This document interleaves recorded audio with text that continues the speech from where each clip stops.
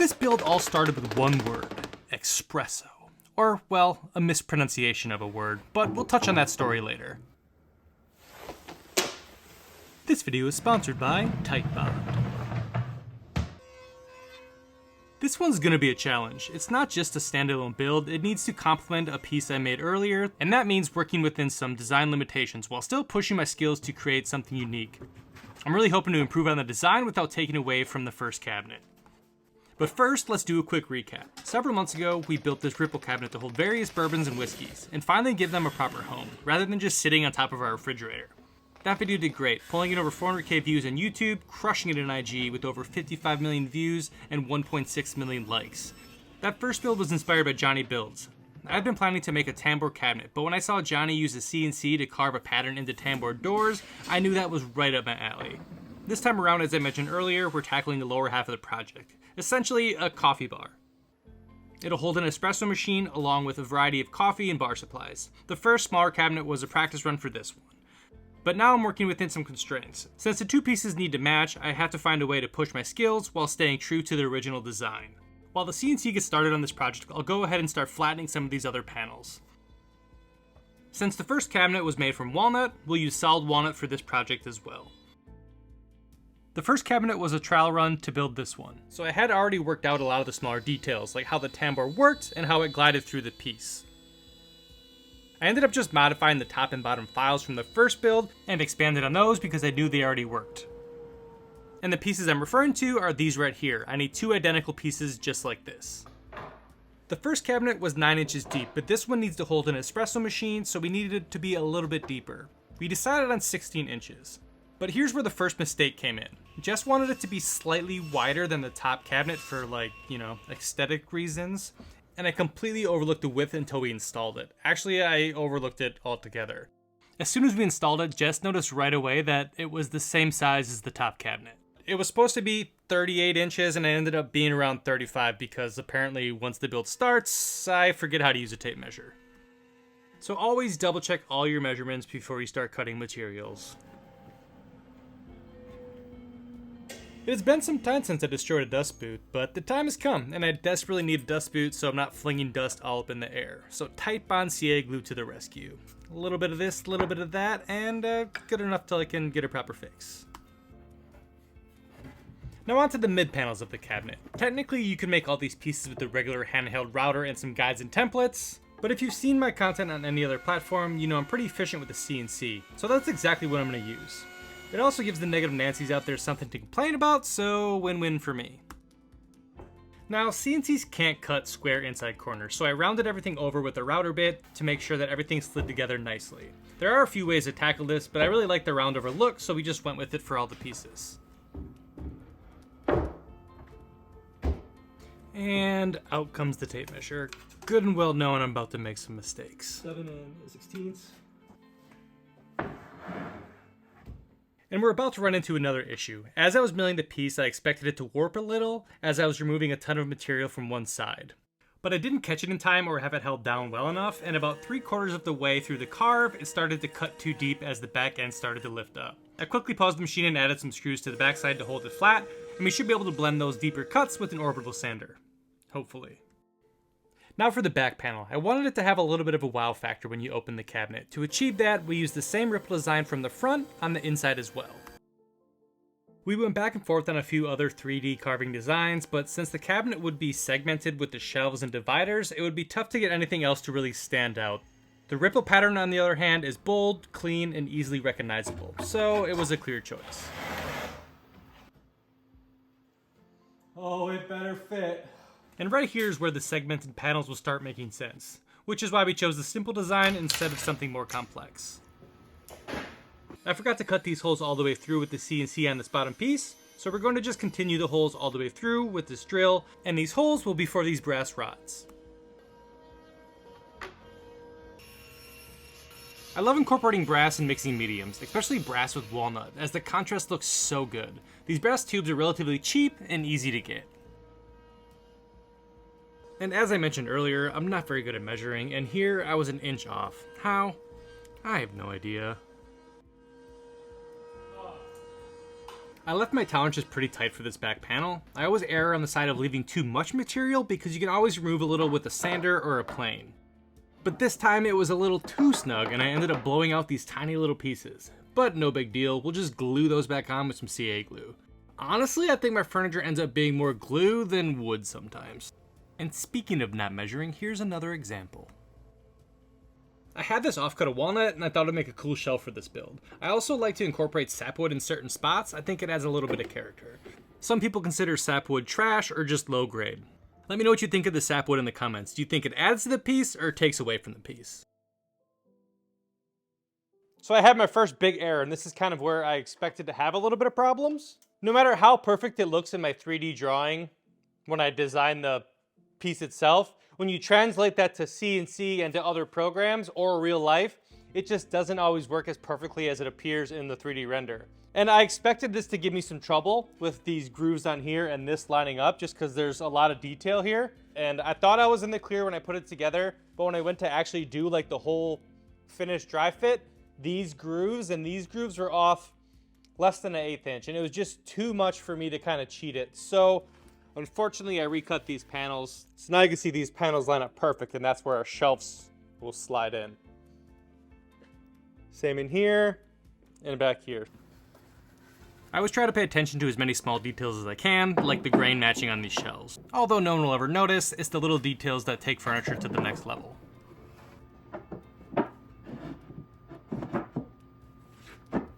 And this is the first real dry fit of this piece. And this can be one of the most rewarding stages of a build because you can actually see things actually starting to come together. And all that time messing with designs finally start to pay off. Also, the disappointment of, I'm gonna have to sand all this.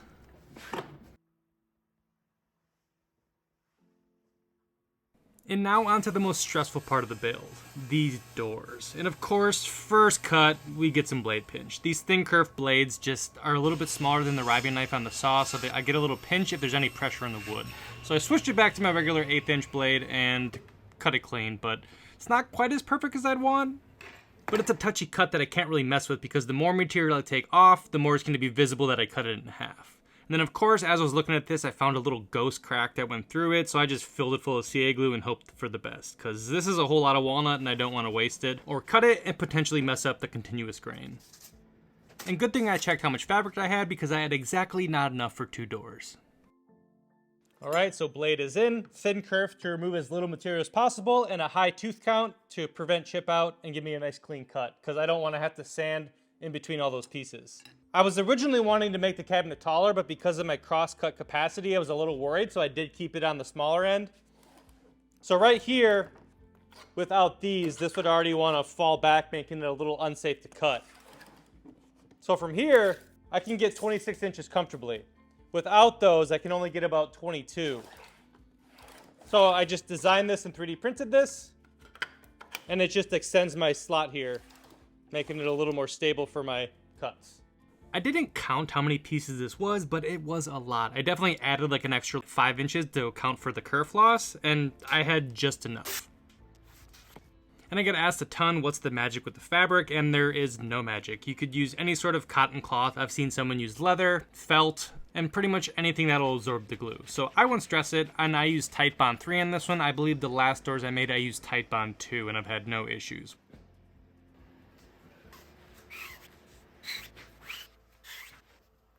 Then I just let that dry for an hour or so, and I take it out of the jig just to make sure none of those pieces stuck together and no glue got in between the gaps. And this is the following day, just kind of breaking it in and making sure it has enough flex.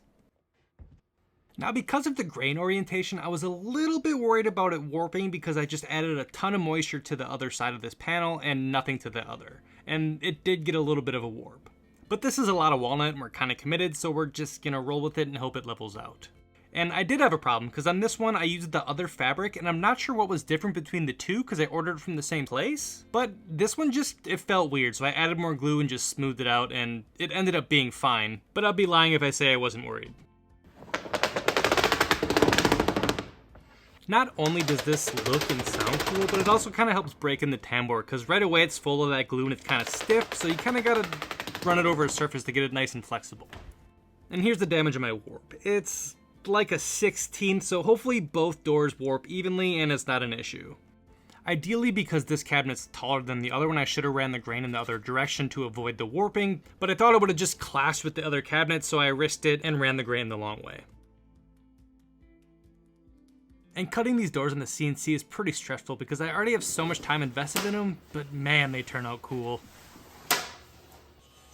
Now at the beginning of the video I said espresso.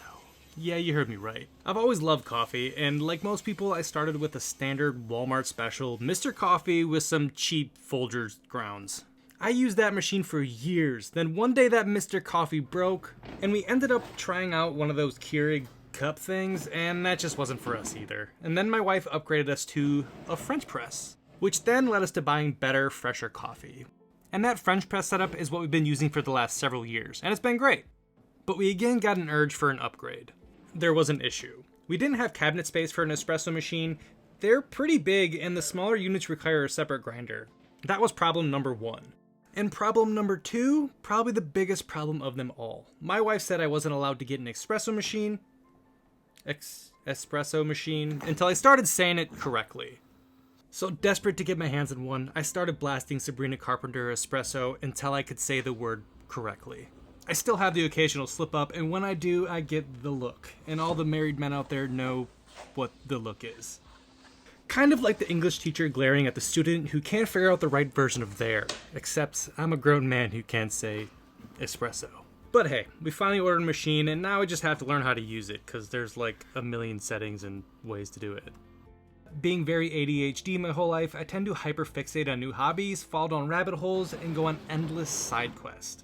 So give me a few weeks and I'll have this thing mastered. I'll wear the title of barista proudly, whether I can say that word right or not.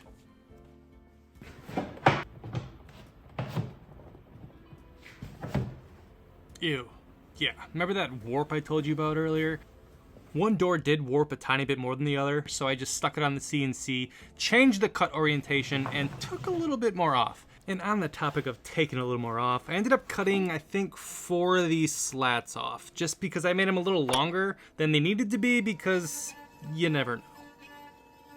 Another big challenge of this build was power. The cabinet had to have power. There is an outlet behind where the cabinet's gonna live, but I needed to get that inside of the cabinet. I also didn't want any of the cords visible because, ew. And now for the final dry fit of this back panel with the shelves to make sure everything lines up as it needs to. I'm going to add screws to the back to hold everything nice and tight together, essentially as clamps so I don't get to worry about clamping this weird piece together. So on an attempt to save a little stress, this is how the piece is going to get glued together. First, assemble the midsection so when I'm ready to glue it, there are as few pieces as possible to worry about. Because the more pieces there are, the greater the chances are for chaos. And back to the cord situation. I found this nice little brass cord hole plug thing, but you won't actually be able to see it as I'm able to feed the power cord underneath the espresso machine so no cords will be visible at all. As you saw earlier, the doors were still pretty snug and binding up. Sure, I could have just added wax, but I wanted them to glide smoothly before waxing. So I sanded the grooves with 220 and 320 grit to remove as much friction as possible, and that did the trick. It always amazes me what people notice in the background of videos. I constantly get comments like, "What's that thing blowing out smoke in the background?" Well, I hate to disappoint you guys, it's just a humidifier, not some crazy make my eyes red and squinty device. In the dry Wisconsin winter air, it helps keep my shop at a steady 45% humidity. This allows the wood to acclimate to conditions similar to a home environment, reducing the chances of warping or flexing when it's moved. It does tempt me to have some fun with you guys though, and just hide some weird, odd things in the background to see what you guys pick up on. And when it came to finishing, this was by far the worst part. Working all that hard wax weld between all these little pieces to get a nice even coverage was not the funnest. And to make my life even a little easier, I applied finish to this inside section so I wouldn't want to smash my head against a wall once this thing was fully assembled. But I got lucky and had the exact amount of finish. I caught it just in time and more was on the way the next day. And now for the piece to come together. Time for assembly. A little bit of Type Bond 2 Dark to hold this thing together, and doing my best to manage squeeze out while working fast enough so I can get this thing fully together before the glue starts setting up.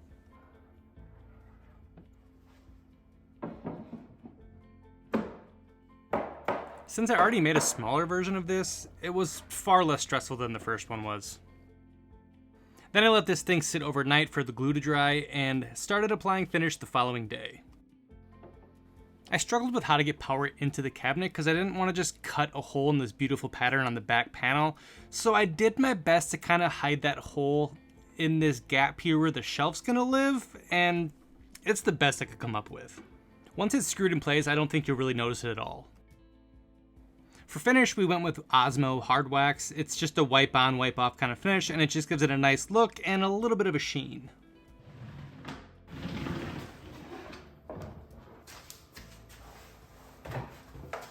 And now it's time to add the brass. This side was tough. It was so hard to get these in there, and I just couldn't figure out why. And then I stepped back and took a look at it, and I was like, oh, I'm bending the crap out of them. So I just removed the screws from the back and just adjusted the shelves till they were straight, and then reattached that screw, and this other side went together so much easier.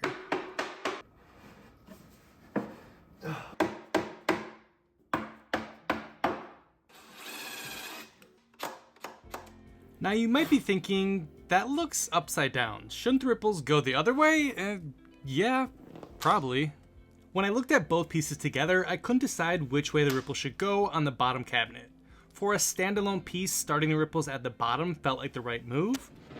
But since this needed to complement the first cabinet, flipping the ripples the other way helped tie the two pieces together and made them look a little more cohesive. Since I was still on the fence, I threw the decision out to the internet and let my viewers vote.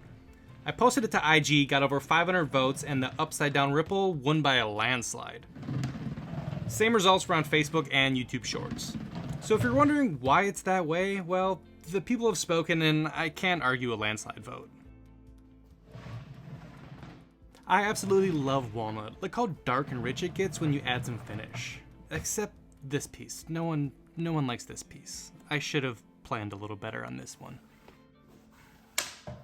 We couldn't decide what kind of feet or legs to put on this, so we just decided to skip the base altogether and just French cleat it to the wall. We have 3 dogs and 2 cats, so it'll make sweeping easier. We had just enough clearance for the plug. Luckily, my innovation and use of duct tape kept the cord out of the way just enough so the doors didn't interfere with it.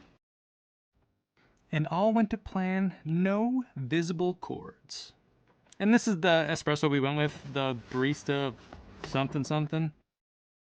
Now on to another concern. The lower ripples I made in a different way because I thought they looked more smooth and unique, but now it doesn't really match the top one, so let me know what you think. Do you like the top ripples that are more defined or the smooth ripples that kind of have the more organic shape to them? I might just have to remake this top cap. And yes, I'll clean up that little bundle of cords in there somehow. I'm not sure how yet, but they're not visible from the outside. Thank you all for watching. I appreciate it so much. If you have any espresso maker tips, let me know, cause I don't know how to use it yet, but I'm excited and we're getting there. Good day.